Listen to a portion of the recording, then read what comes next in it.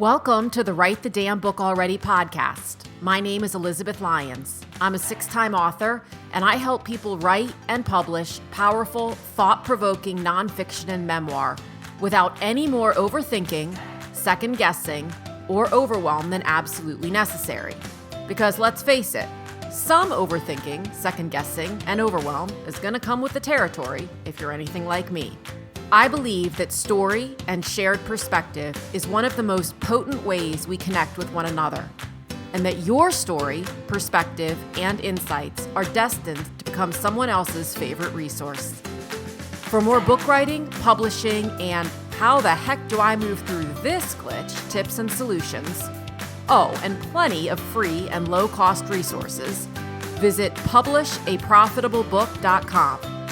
And for recommendations of fabulous books you've possibly never heard of, book writing inspiration, and the occasional meme so relatable you'll wonder if it was created with you in mind, follow me on Instagram at Elizabeth Lyons Author. Hi everybody, and welcome to this next episode of Write the Damn Book Already. If you are looking to be inspired or motivated as an author, this is the episode for you. I was so excited to connect with Jamie Varon, of course, on Instagram. Jamie's written 2 books. The first came out in 2022. It's called Radically Content, Being Satisfied in an Endlessly Dissatisfied World, which I love talking to her about because honestly, it reminded me, at least in title, and then I found out in theme, a lot of my 5th book, Enough. And her first novel comes out on September 5th of this year, 2023. Its title is Main Character Energy. It is being published by Park Row, which is a division of HarperCollins.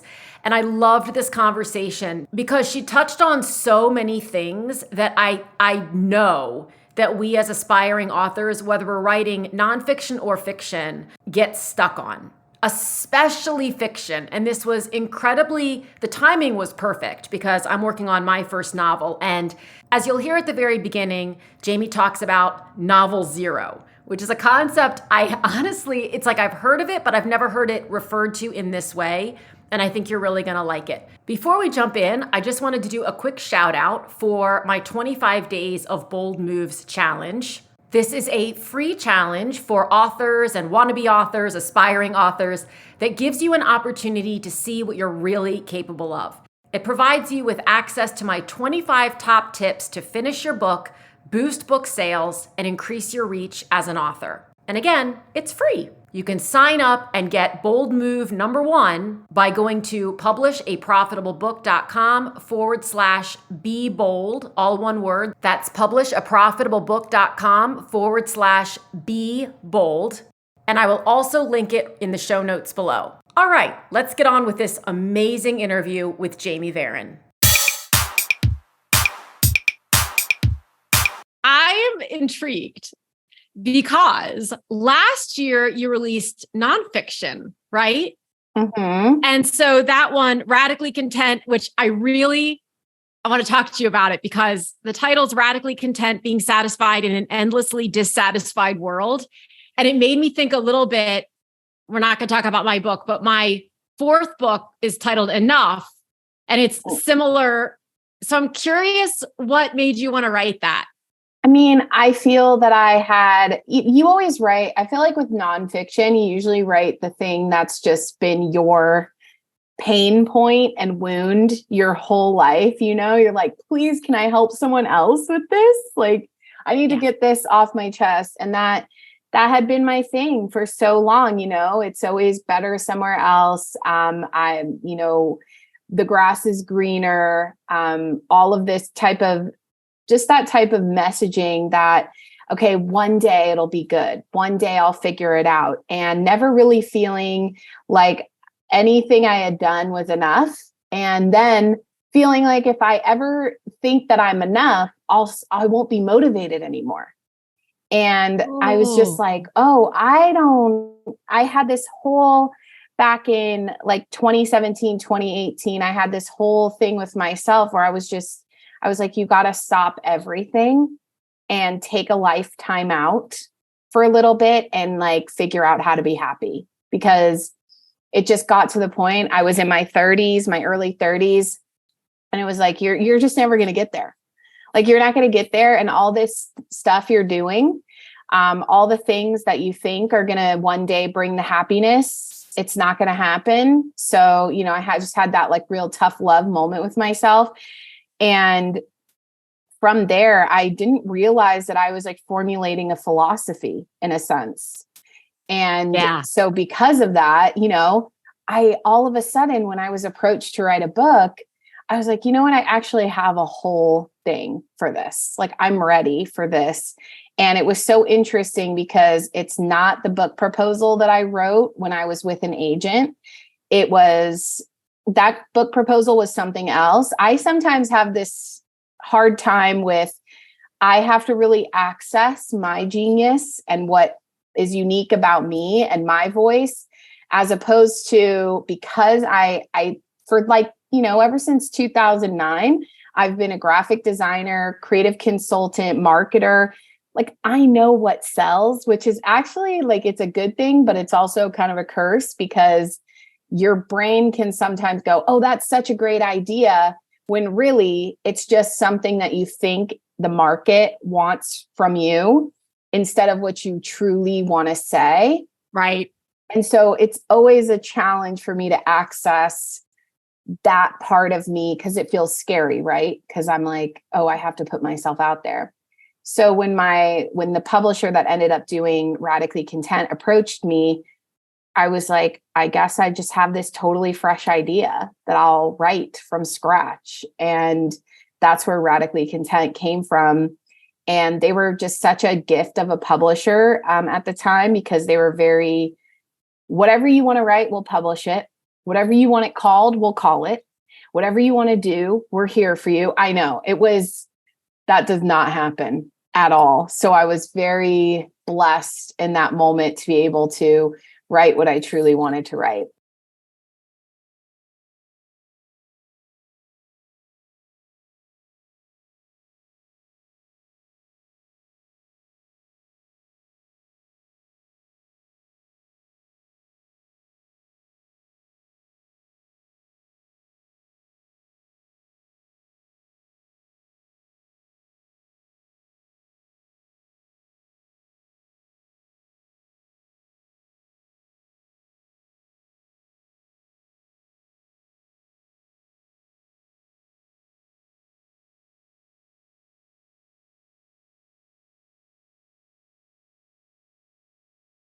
So Rock Point is the publisher for Radically Content.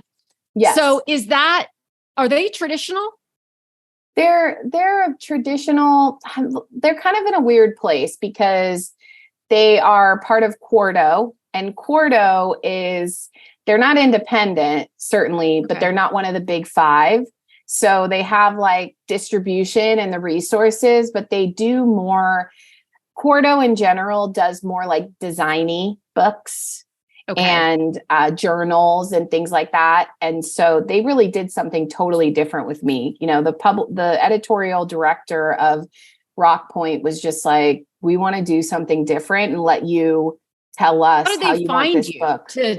How did that all, like, are Instagram. they, what I'm trying, because I know with Park Row being a division of Harper, and I'm so excited to talk to you about this, because that's a completely separate venture. So is Rock Point is that an author financed publishing house, or? No, they paid me in advance. They gave me. Okay. So it is a traditional. Everything. Okay. It's traditional. Yeah. I mean, in terms of publishing speak, it's a traditional publisher. They did everything. They did the distribution of it, printed it. Paid me in advance. There's royalties, all of that. They found me on Instagram, the editorial director, and she was just like, I'm a huge fan. And what was so interesting is it was kind of before my Instagram blew up. So I didn't have a ton of followers yet. And, that had been the thing with my previous agent and book proposals and all of that. I didn't have the big enough platform. And so then by the time I got this book deal, my Instagram was just blowing up, and it was just the most perfect timing to have a big audience to promote this to, and to be like, yes, I do. Because it was so frustrating. By that point, I had been asked probably almost every other day, are you writing a book? Are you going to work on a book? Are you going to do a book? And I was like, why am I the only person in the world not doing a book right now? For me at that time, it just felt so overdue. So I was just ready. And yeah, I don't know how, like, the thing with Quarto is I feel like everybody would probably know a book that they've done, but they just don't have the name recognition as like the big five kind of, those big publishers, but they act in the same way. I mean, I didn't notice a difference. Well, I think it's so interesting, and I'm loving here, there are more and more both hybrid and what I consider like boutique traditional publishers popping up all the time. And it just creates so many more opportunities, because when we think of traditional publishing, we often think of the big five. That's who comes to mind, or the small, like those who are right there under. But we forget that there are these more boutique options that are out there that are really looking to partner with their authors, which is, I think, an amazing opportunity that is only going to continue to expand. So then you switched to fiction. Tell me about that. Yeah, so I kind of always wanted to write fiction, but I didn't have the nerve for it. And what's so weird is I have the nerve to I've picked up and moved to a new country multiple times. I've done so many bold things, but like writing fiction was just, I'm too scared, and it was just, why? I mean, because it probably just meant so much to me, but I had, before I wrote Radically Content, I had written a novel. I'd just like to see. It was what I call novel zero, because it didn't go anywhere, and it just exists as me testing the product in a way. I love that perspective. Yeah, it was my just see if you like it. I didn't try to do anything with it. That's a big part of my philosophy, is essentially like just learn how to use the muscle, instead of, there's just no possible way that we're going to get to our best work by sitting down and going, am I going to write a publishable novel in this moment? It's like, you just can't. So that novel didn't go anywhere. And I think I was working on that in 2019, 2020. And then as I realized that wasn't going to go anywhere, I was disappointed. But then I was like, okay, but this has shown me how much I want to be skilled at this, and I have always loved novels. I have always wanted to do that. I have never thought I was good enough to do it. So I just started figuring out how to be good at it. I kind of humbled myself, and it sucks to not be good at something right away. And it also sucks when it's a thing that is very hard to know if you are good at it, because it's so subjective. I mean, I don't know that there is a creative profession as subjective as books. It's just so wild. Like, it's so wild. I mean, maybe music, I don't know. Books are very tough, because if you look at the New York Times bestsellers, you're not always seeing, it's not always the best written books that you've ever read in your life. But if they hit an emotional chord with people, they love them. So it's very tough, and some of the best books that are winning awards, no one's ever even heard of them. It's almost sometimes in the literary fiction world, it's like a cachet to not have been a big book, because that, then you're an award-winning book. So it's just so tough. So I had to let go of that. I had to let go of good enough, and what's good enough, and what's sellable, and what's marketable. And I was just like, just write the book you want to write. Like, just write.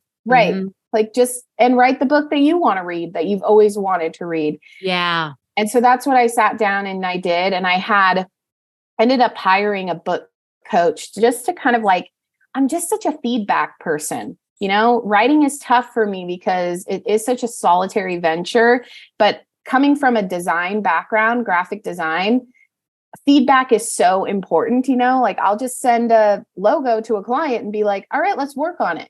Let's tweak it. So I wasn't really used to just creating in a vacuum. So it was really nice to have a book coach who, I would send her scenes and she helped me structure it. And, from what I was telling her at the beginning was, I want to learn how to do this like really well so that I want to be writing books every year, and I want to be publishing sustainably and be out there. So that's what I did, and I just put my head down and I did it and carved out the time. And that was during the pandemic. I was in lockdown and I had to force myself, even though online, the whole thing was like, you don't have to work. Don't do anything. Just chill right now. And I was like, right.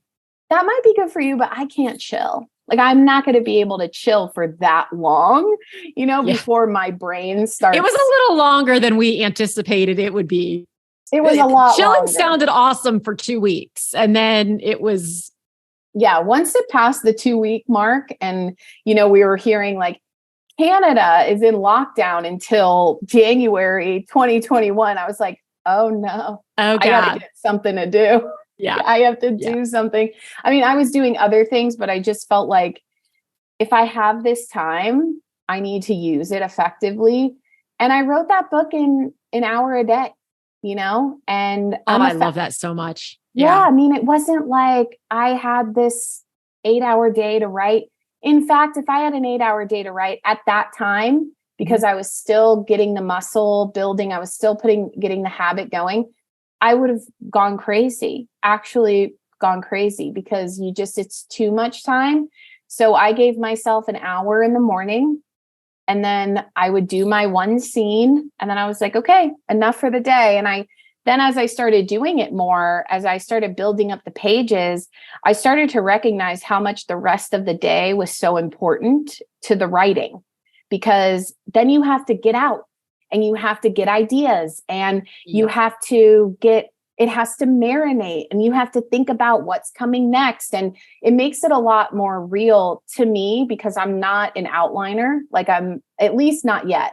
So I don't outline very specifically. I have a kind of like the key catalyst points, like at different points, I'm like, this has got to happen. And then we have to like, almost like a map. Like we have to get to these locations, but how we get there. Yes. Let's see, and let's learn about these characters. Well, there's this misconception. I mean, there's so many misconceptions, but one of them definitely is that there's a right way to outline, right? That you have to be very structured or very loose, and all of those work. They all work. I mean, I've talked to authors who have it's almost the book is written as an outline. It's that detailed. That works for them. And then they fill in the creative details. And then I talk to people like you, or even people, now this I don't understand, but this is just, that doesn't mean it's wrong. When people say, I just start with a scene in fiction and I go from there. I'm like, how? Because my brain, I'm working on my first novel right now. So I love these conversations because I feel like I need to know to a degree where I'm going. My fear is that I will waste time going to the wrong state, if we're using that as the metaphor. But even that, it's so interesting because even going to the wrong state, you're going to learn something about, like, learning what your characters want to do is even as important as learning what you don't want them to do and what they don't want to do. So sometimes it is so valuable. I mean, last year I wrote 3 drafts for 3 different novels and none of them will be published or edited. And that's after I got a publishing deal, but it was just because of creating story. And some elements of every single one of those drafts are going into the new thing that I'm working on. And I'm like, oh, I'm going to take that draft's family dynamic and put it into this. And I'm going to take that draft's like passion and banter and put it into this. And because I just think like everything is valuable. And even if because for me, as much as I appreciate people who outline that way, to me, the only way I love writing is when it takes me on a magical journey, which is like so cliche, or not cliche, but like kind of woo-woo. But like, to me, that's the only way I love it. Like, take me on a journey. I want to hear my characters talking to me in my head. I want them to tell me what locations they want to go. I want to sit down and not know where the story is going and then uncover the most beautiful nugget of some sort of conflict or some sort of little, like, up until the last edit, I added a through line about a necklace into main character energy, like just as something to pull it all together. And I was like, this is the coolest process ever, but if you're, to me, and I'm not saying there is a right or wrong way, but for me, I have to enjoy the writing process. And if I put myself into a corner and say, this is how the story has to go, I mean, even those directions, I could be like, I'm supposed to be in Montana, but actually I ended up somewhere near Texas, and that's fine. Maybe I'm supposed to be in Texas with this character if we're following that metaphor. And does it suck to waste time and waste word count? Yeah. But I also think that there's just so much value in following where the story and the inspiration is meant to go. Because for me, when I outline, it ends up coming out like books I've read before, because that's what I know. I'm like, oh, I'm outlining the last novel I just wrote. Right. I'm like, oh God. Oh God. Or I'll be like, I have a great idea. And then it's what I just read. Oh, that's where that great idea came from. Colleen Hoover. Right. It's like, do you go back once you've got your draft at any point, or maybe it's in editing, or maybe it's not at all, but do you go back and look at, like if we use the hero's journey as an example, or just all the different inciting points so that it's going up and down and up and down and up and down. Do you then look at that later and identify, okay, we need something? Yeah, actually, what was really interesting and what I think I'm noticing as part of the process, because I'm learning my process as I go, which is awesome. I'm not trying to, I think for so long, I thought I needed to understand the process before I even wrote a single word. And it's like, that's just not how you're going to figure out your process. You got to just jump in. You got to do the process. Yeah. And you don't even know what you're strong at yet. Like, I thought I was going to have a hard time with dialogue. And actually from early reviews, everyone's saying that the dialogue is so strong. And I was like, oh, see, I thought I had a hard time with dialogue. But now I know where there's places that I don't have to think about too much and I can just follow my instincts. Anyway, but what I'm noticing is that the first draft for me is very, who knows where it's all going, right? And I let myself do a very kind of like messy first draft. I just focus on the word count and I focus on getting to the ending, whatever the ending is. But then for me, then it becomes, now I can structure the story. And so I'll kind of outline those beat points after I've got the draft. And then I know where I need to add some conflict or add some sort of issue over here, as opposed to trying to do that beforehand. Because then I'm trying to write these ideas that I came up with without knowing. Because as much as you outline, the scenes do what they do.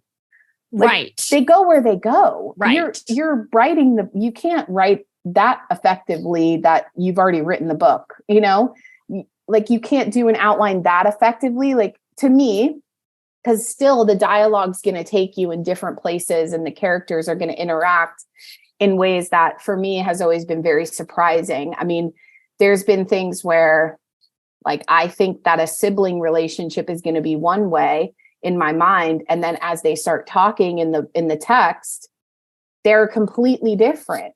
Right. And it's so fascinating. So I just let that, for some people, I could see how that might be stressful.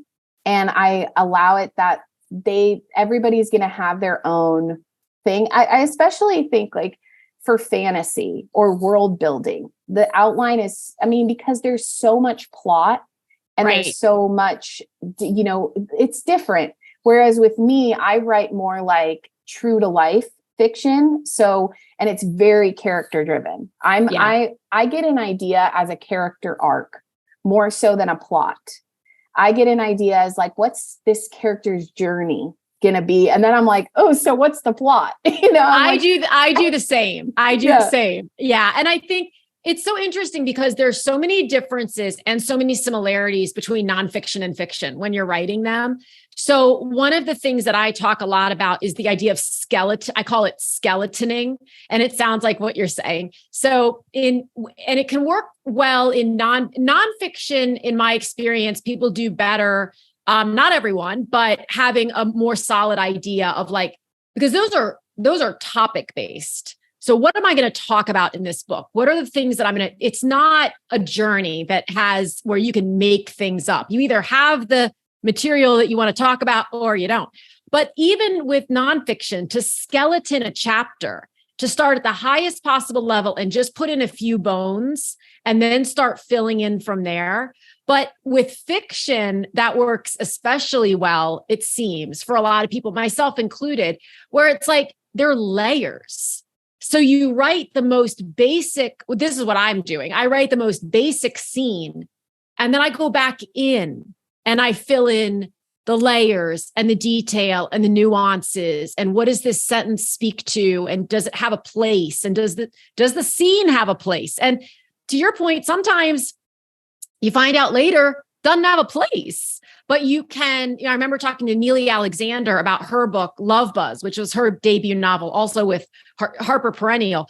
But she had written a novel before that as well that didn't go anywhere. And as she said, she stripped it for parts. Yeah. So there were pieces that ended up in Love Buzz from that original. And so it doesn't ever end up just for nothing. No. And it really doesn't. And the thing is that publishing, it's going to test your patience at every single level. And so, that was the thing that I had to get around to. I was like, the time's going to pass anyway. I mean, I might as well just be patient and do it the way that I want to do it, and have to, throw, like I had this, when I wrote Main Character Energy and I was working with my book coach, after we finished, and I thought I kind of had a finished draft, like somewhat, I had some beta readers, but then after I edited with their feedback, I had this idea of a totally different character arc.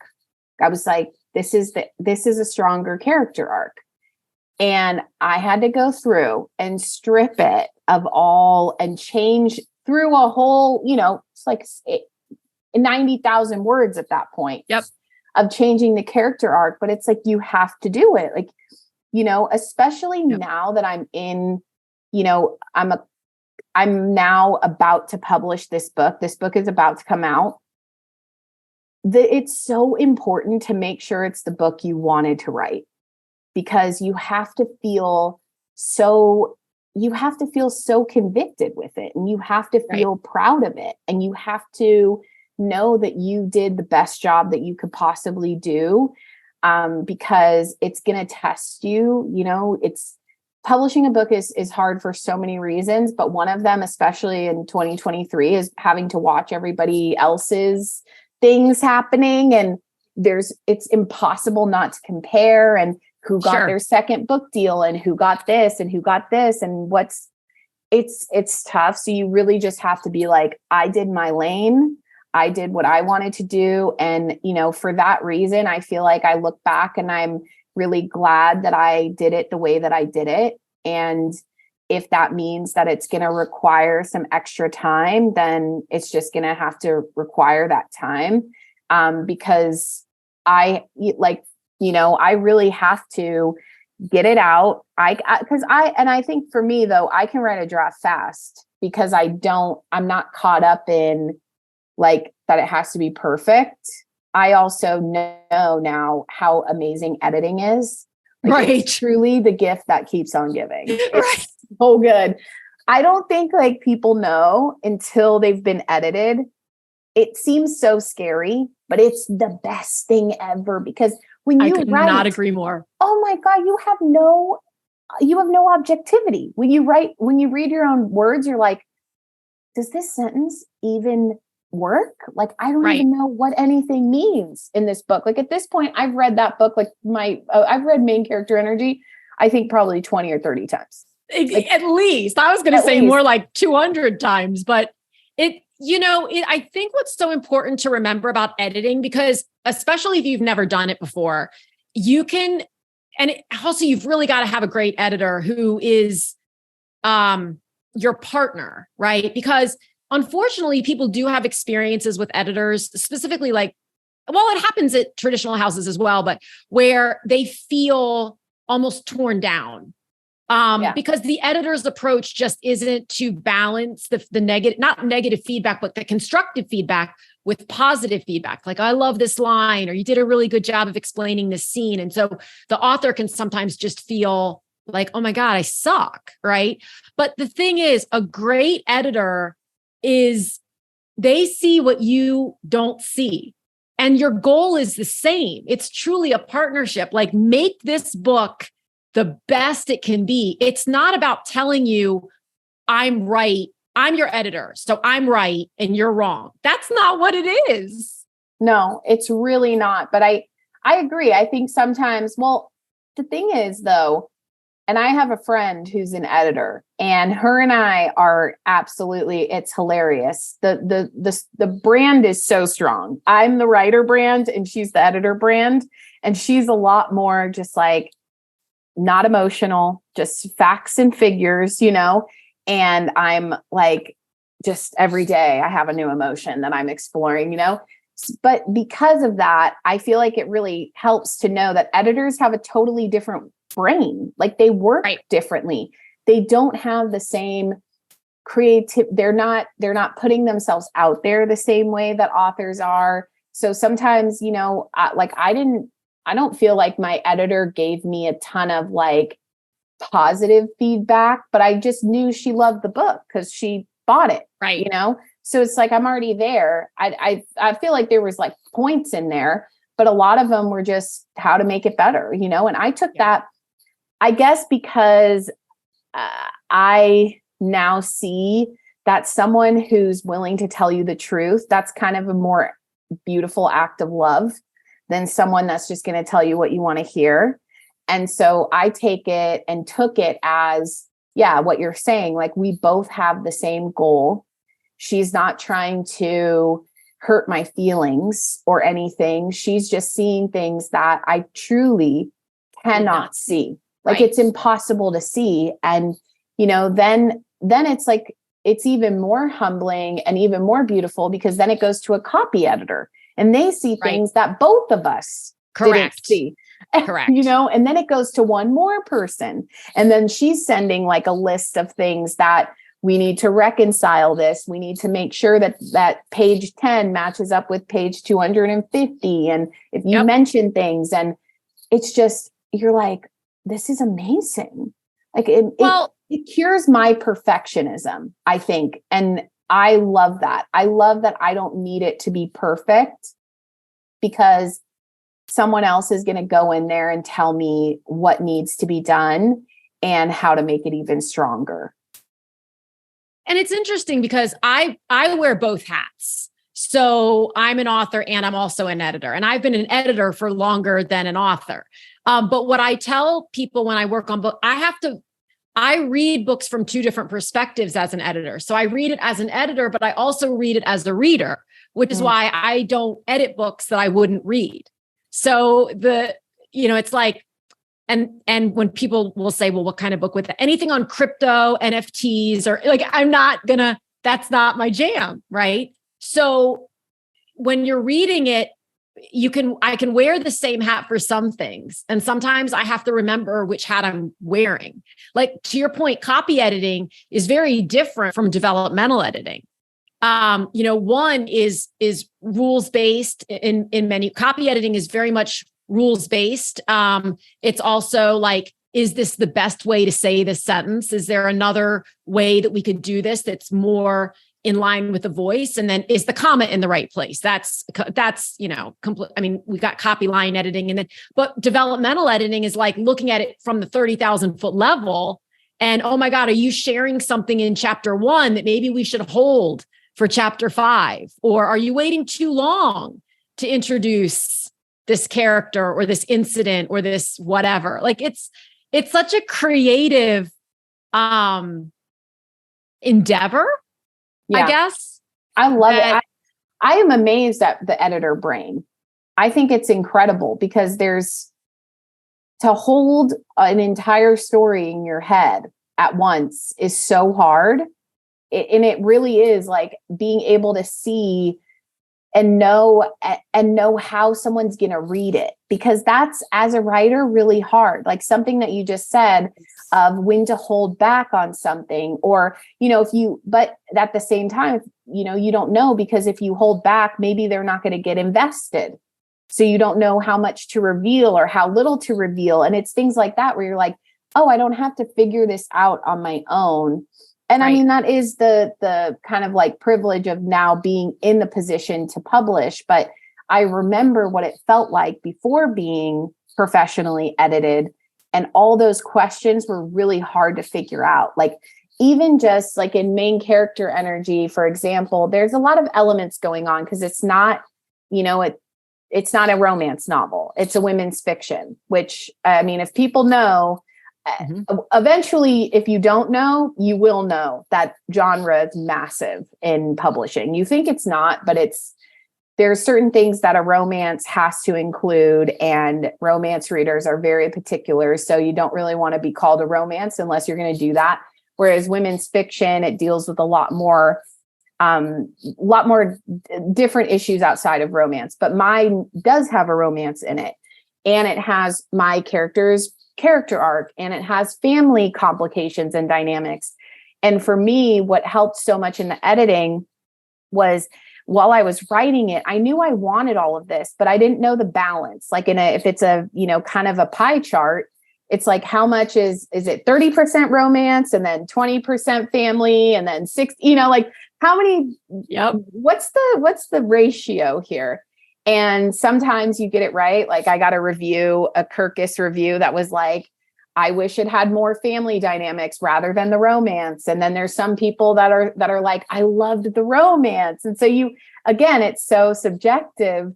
But having an editor come in and say, I think there's like, we pulled back on the romance because then it was getting in the way of some of the more character arc story or this or that. And to me, that was like, that is the type of thing that is impossible to know if you're the writer, because you can't read it with fresh eyes. You don't know that skill, that same kind of skill. And I've gotten better at being able to edit my own work, but still there's just nothing that compares to having a different set of eyes on it who can say, this is very clear to me that there's too much in this direction and not enough in this direction. Right. And let's pull this in. And we need more of, there's an aunt that passed away in my book, and she needed to be on the page more, as opposed to, even though she never is on the page, really, it's just her memory that lives on in the page. But she had to feel my editor was like, she has to feel like her own character. And even if she's not present in the page. So that was its own kind of, challenge. And I'm like, I would have never known that, I would have never known that. And it's just, I guess I just love it. And I'm the type of person where I think because I had 20 years of writer's block, I love every single part of this whole process, even though like online, I see people complaining about it. And of course it is challenging and all the waiting is the worst ever. But I'm just like, I can't believe I'm doing this. I love everything. I'm like, you're sending me a whole edit letter. You care that much. Right. You've gone through my whole book and you want to work on it. We get to talk, we get to have meetings about the book and my characters. This is so fun. It's the most fun ever. I'm just like, can I please do this forever? I love this. Well, I think I'm having this realization right now that part of my sort of stumbling block writing fiction now is that as an editor, I'm putting that hat on prematurely and I shouldn't put it on at all. I mean, to a degree, yes. Like we all self-edit, before we send out and whatever we're going to do. But sometimes I think I'm so in my head as the editor going, okay, you got to build this up. You got to pull this down. You got to do, how are you going to do that? That it prevents me from just letting the story flow. Right. Well, so that was a big thing with me, not in the same exact way, but I had read like craft books and Save the Cat writes a novel and all of this. And I had to finally say to myself, like, just trust yourself that like, the rhythm of a story. Like I've read, you've read enough books. At some point, like it's like kind of like at some point, take the training wheels off, like you're going to be able to ride the bike. Right. Right. And that was something that really helped me getting past that. Cause I was very much kind of like, it felt more like there should be that right way to do it. Especially the scene structure stuff got in my way because it's like, it should have an arc.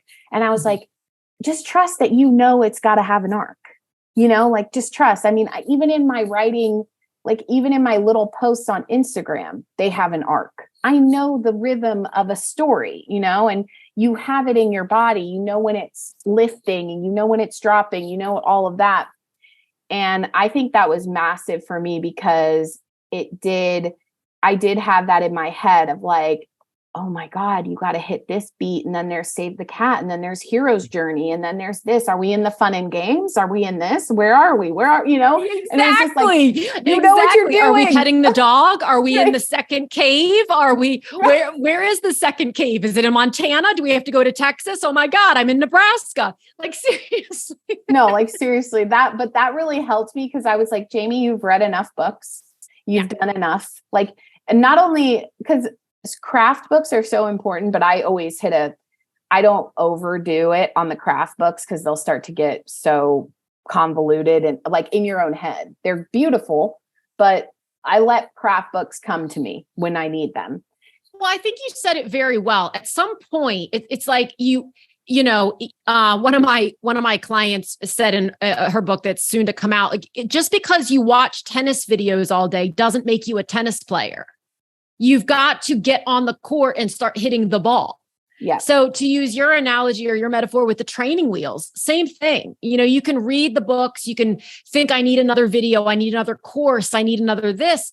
Just give yourself 15, 30, 60 minutes a day, write a scene, if you're writing nonfiction, write the 30,000 foot level of a point that you want to make. Why is it important? What is it that you want to convey? What is your experience with it? And just let it keep building upon itself instead of just keep thinking about it. Like we ruminate the book to death, literally. No, literally. And it's like, and then we'll get into all the things of what do I use? Do I use Google Docs? Do I use, oh God, do I do this, And do I use Scrivener? Do I use Word? Do I write it by hand? Yes, any of them will do. Right. Just find, like I use Word, if that helps. I use Word. Permission to just use Word. Right. I use Word too. I'm actually using Google Docs now just because I like the outline feature there's two reasons. One, I like the outline feature so I can remember where things are. And two, because I can sync it. I feel like it's safe. It's maybe not safe, but I feel like it's safe because it's in the cloud, wherever the hell that is. Right. So like it exists as saved somewhere. Right. Like if I drop the laptop or spill coffee on it, we're okay. Right.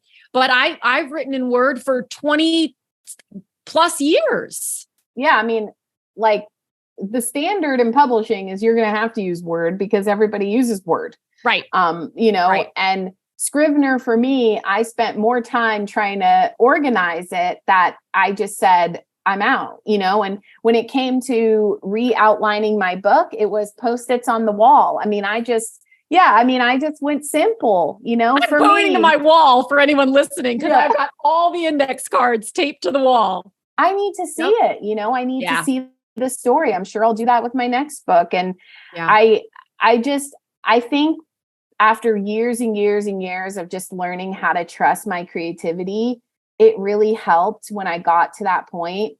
And and just trust that I do know what I'm doing. And that's also the benefit of editing and going back, is you just fix things if it didn't work. And I think that really helped me eventually, because I didn't write for like 20 years. I didn't write a novel for 20 years because I thought, well, I didn't get an MFA, and I didn't do this, and I didn't do this. And so who gives me permission to do it? And eventually that's why I said, like, I finally just built up the nerve to do it and say, okay, no one's going to hand me a book deal, and no one's going to say, you're a novelist. You just got to do it, and trust that you know how a story works. And it's just been, it's been fascinating to hear early reviews and people who have read it, who just like, they have said things that I didn't know that I was talented at. And I take that on, and I'm just like, okay, now I know I can trust that part. Like what I was saying with the dialogue, or creating like vivid settings, like describing settings and creating a character arc. I'm like, okay, check. I can trust those things, that I do that well. And if there's something else that's going to be, I'll hear feedback that something else is lacking, and then I work on that. Maybe I read a craft book about that or something, but like, okay, I don't need to work on these things. And, I just think, I don't know. I think as women, we have a hard time just being like, I'm good at that. Like, I'm just good at, yes. Right. But for me, I'll just be like, okay, cool. I'm good at dialogue. Awesome. And I heard that. And the next thing that I wrote, my dialogue was even stronger, because I felt so confident that I know dialogue. Like, I know how to do this. And so, I think that's just so important. And I do know that us writers, like, we have such we're the funniest group. My brother is a musician, and the songwriters that he works with, he's a producer. They are just lit up by making music. They're not sitting around like, oh God, this is so hard. I have to like clean my whole house before I write, and this and that. And I'm not saying you can't feel that way, because I get it. But it's just so funny that like, it's a thing we're supposed to love to do. And even with the musicians, right? That's such a great example, because they just sit down with their, let's use guitar, and they'll just start tinkering, and then they'll be like, oh, I like this chord progression. And then that becomes, if they just sat around and waited for the perfect song, they'd wait forever. Right. But that's how they do. That's their process, is they just sit down and they just riff, whatever they call it. Right. They literally riff. They riff. Yeah. Like, that's exactly how songs are written. People maybe don't know that, because we think it's just this like strike of inspiration, but most of the time, it's just sitting around with a guitar in your hand and saying like, okay, this sounds cool, or this came to me, let's play around with this chord progression, this or this. And it's like, then they just create a song, and then that song, there's like so many songs. Look at Taylor Swift, for example. We're getting all of these from the vault songs, because obviously she creates and writes a ton of songs that don't all get on the album. It's like, well, there's a perfect example. Even Taylor Swift has to throw out some things, has to kill her darlings, has to prune the tree a little bit. And why, her creative process is in creating a bunch of things and writing that. Essentially, it's like writing a first draft, right? Well, it's funny. It's so funny you brought that up, because I was thinking that right before you said it. And I just watched one of her documentaries. I don't know which one it is, but it shows her in the studio, and like she and her producer or someone are trying to figure out the lyrics for, they've got some lyrics, and they're trying to figure out what comes next. And they're both just bantering back and forth until somebody says something. And sometimes it's her and sometimes it's the guy, her producer. I don't know what he is, and they're like, that's it. But they got there by doing. And so in the writing world, you get there through your fingers. That's Absolutely. Just how it happens. And I'm as guilty as anybody else of thinking, I'll get to it. Like the resistance is real. And I've spent 20 years not writing. Thinking that I'll wait until I feel ready or good enough, or Read another craft book. Right. Read another craft book, read another thing. Like, and it wasn't until I just started doing it and doing it totally imperfectly, messing up, writing novel zero, writing outlines or ideas that didn't go anywhere. And then just finally landing on, oh, here it is. Here's something to work with. And here's something that I want to work with.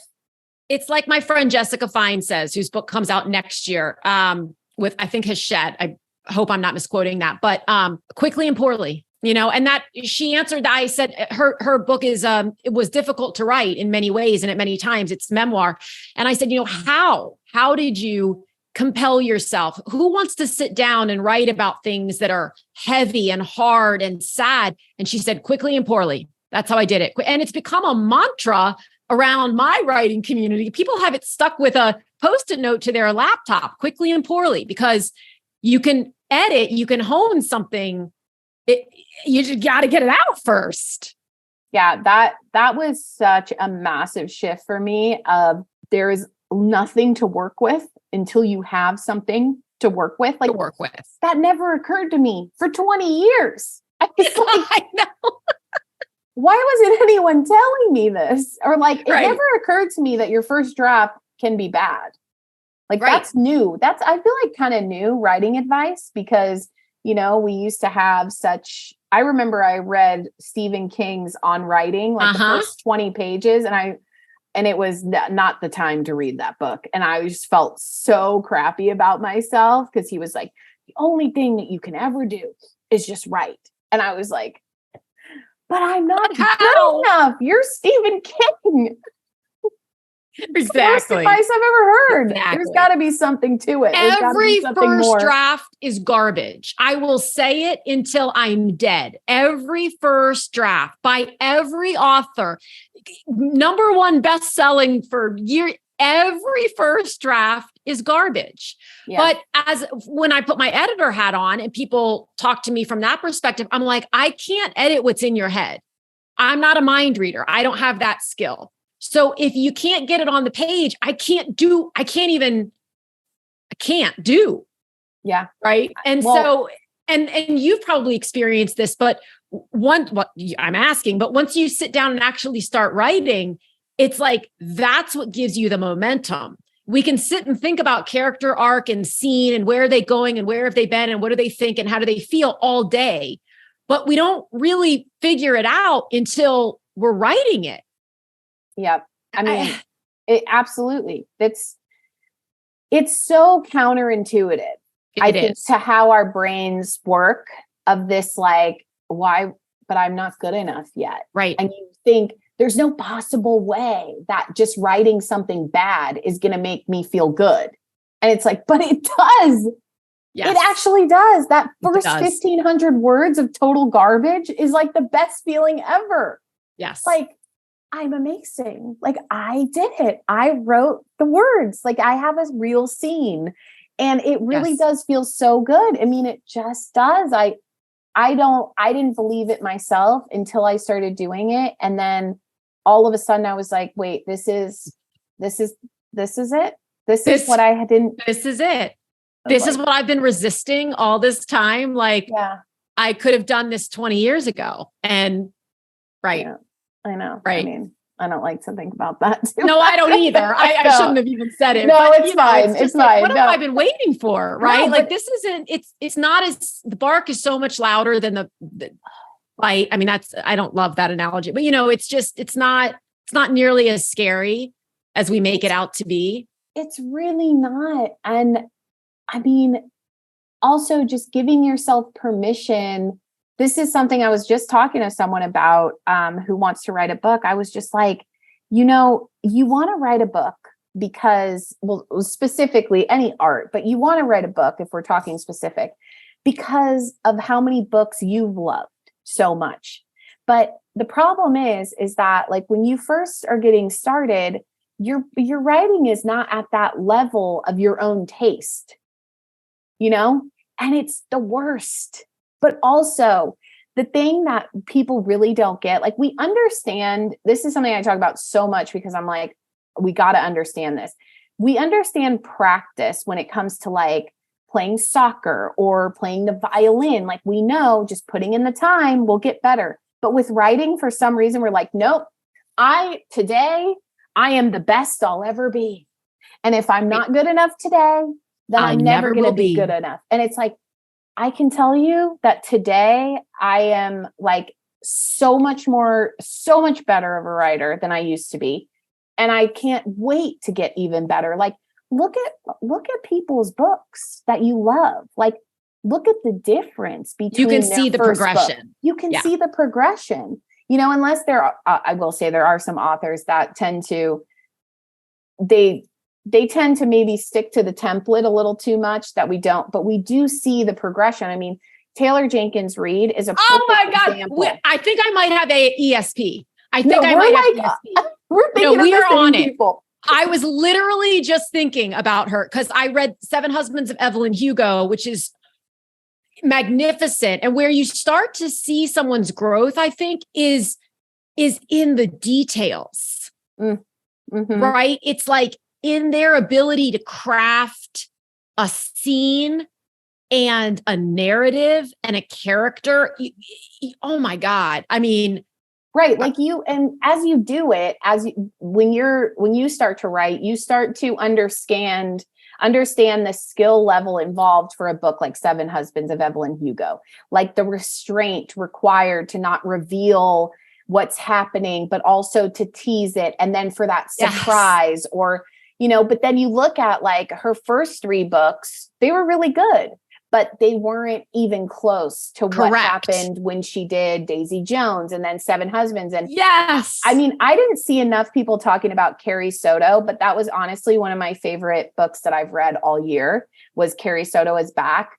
I don't even really love tennis, but I was bawling at that book. Like now I got to get that because I haven't read that one. It was unbelievable. And I was like, there's just no way that Taylor Jenkins Reid, when she wrote those earlier books, could have ever imagined that she'd have the skill level to write Carrie Soto is Back or Seven Husbands or any of these books or Daisy Jones. And, you know, there was just such a obvious shift that happened that made her just such a more effective, and the other thing with her that I love is that after those 3 books, I feel like she became a bolder writer, like a braver writer, and she tackled subjects and much more like complicated dynamics. Because her first 3 books are kind of more like love stories. They're more romance based. They're not just romance. They're pretty interesting, but they're pretty typical romances in that sense, like genre.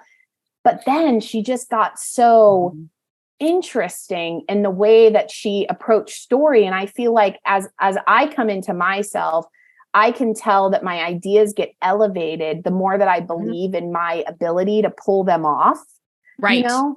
And so there's like, you get more nerve, you get more of that confidence. And especially that's why I love women's fiction as a genre, because I do feel like there's more to play around with as opposed to other genres where you have to kind of hit certain points. But like, I love that I could like come up with something. Like I already know there's a book down the line that, like, for example, I've been wanting to write a book about fame, like fame in some way, women in fame. But I know that it's like for a different skill level of mine, like to pull it off the way that I imagine it. I'm like, it might need to be my 4th book. It might need to be my 5th book. I might need to evolve into the writer that can write that so effectively and beautifully and true to something. And that excites me, you know, and because I know just from having such a commitment to being disciplined and consistent, and disciplined in like a loving way, and committed and consistent, that, I mean, even just a walking practice, for example, like, you know, I used to not be able to walk now I could walk for hours, but it changes as you do it more. Like if you walk consistently or exercise consistently for a year, your fitness is going to change. And if you write consistently, your ability is going to change. And I've just seen, because I was for so long, like really obsessed with the idea of just like being good at something right away, like prodigal talent in a sense, that I missed that you can just like, prodigal talent is great, but most people that you really look up to, it's their skill that they've built over and over and over through practice and commitment. And to me, I find that now like a much more not attractive, but like I admire that more. Sure. Someone who's really committed and consistent, because I know that that's a lot harder. Like it's harder to stay true to your word. And I've seen, just like for me, that has changed my life so much, because it's taken a lot of the pressure off of, you got to be good right away and you got to get it right. Or, or even like, your first book, you never know what's going to happen with it. You never know. So it's like, you got to know how to pull out the next one and pull out the next one and see where it's going to go. All of those things are such useful skills, as opposed to, am I good enough yet? And how do I do this? And I can't start until I'm ready. It's like, you're never going to feel ready. You're never going to feel ready. Gotta do it. Right. Just see where you're at. Like even just do it as like an experiment and assessment. Like, okay, here's where I'm at. Yeah. Now I know what I need to know. You don't even know what you need to know yet if you haven't started. Right.